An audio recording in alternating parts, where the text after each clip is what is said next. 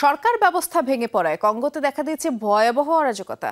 বিদ্রোহী গোষ্ঠী M23 দখলে নেয়ার পর বুকাভুতে আশঙ্কাজনক হারে বেড়েছে ডাকাতি, খুন, যৌন হয়রানির মতো অপরাধ। জীবন বাঁচাতে মরিয়া হয়ে উঠেছেন সাধারণ মানুষ।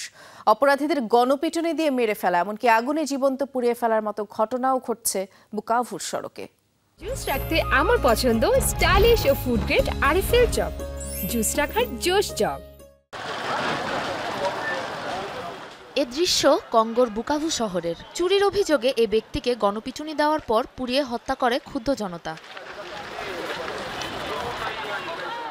অপরাধী সন্দেহে গুলি করে হত্যা করে ফেলে রাখা হচ্ছে প্রকাশ্যেই।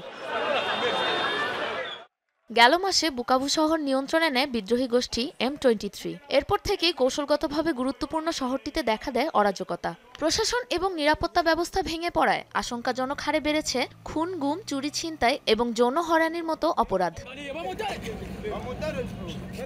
বিদ্রোহীদের হামলার পর কারাগার ভেঙে পালায় ২৫০০ অপরাধী।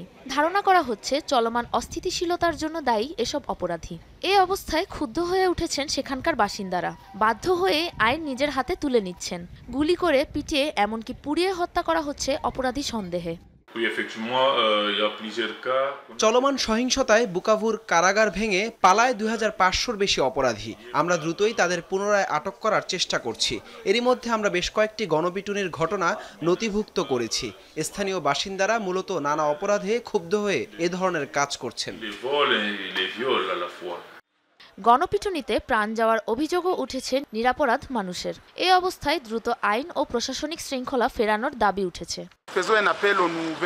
আমরা চাই এই অরাজকতা বন্ধে প্রশাসন ও নিরাপত্তা বাহিনী দ্রুত কাজ শুরু করুক। এই সহিংসতা থেমে যাক, অপরাধীদের যেন আইন অনুযায়ী শাস্তি হয়।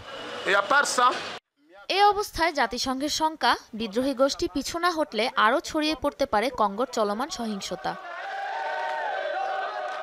সাবরিনা নুসরাত, যমুনা নিউজ।